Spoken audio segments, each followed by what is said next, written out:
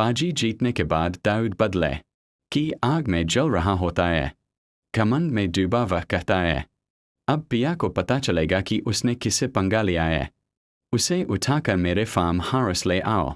आज मैं उसे बताऊंगा कि उसकी माँ की मौत कैसे हुई थी, और आज उसी कहानी को दोहराया जाएगा। यही उसका सबसे बड़ा घमंड था। अपने अहंकार में वह यह भूल गया कि हर जुल्म का अंजाम तय होता है।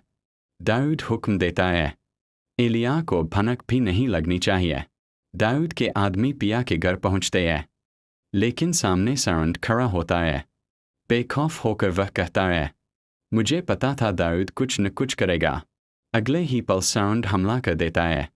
वह अपनी जान की परवाह किए बिना सिर्फ पिया को बचाने के लिए लड़ता है और दाऊद के आदमियों को हरा देता है।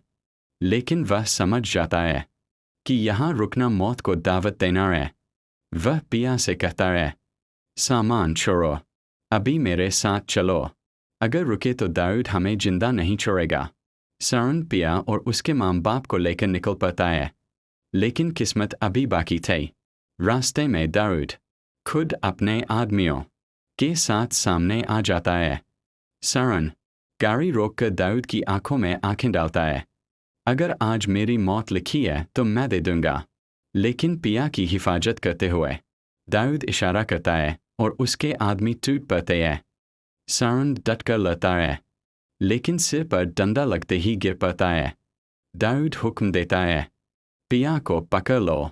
इसके माँ बाप को बे। पिया को गाड़ी में डालकर दाऊद निकल जाता है।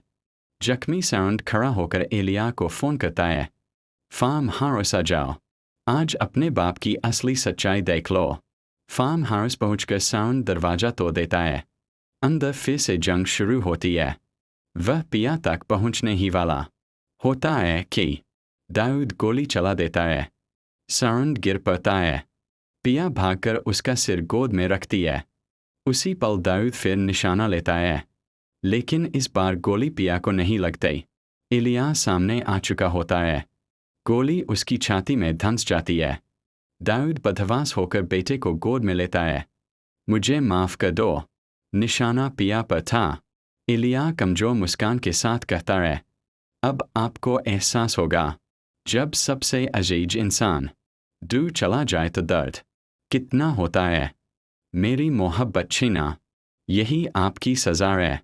अपनी आखिरी सांसों में वह कहता है, मेरी सारी दौलत पिया के नाम कर दीजिए, और एलिया दम तोड़ देता है।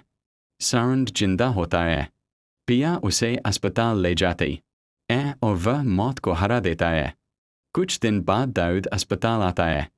साउंड के सामने गिरकर माफ़ी मांगता है, लेकिन पिया कहती है, माफ़ी नहीं, यही तुम्हारी सज़ा है।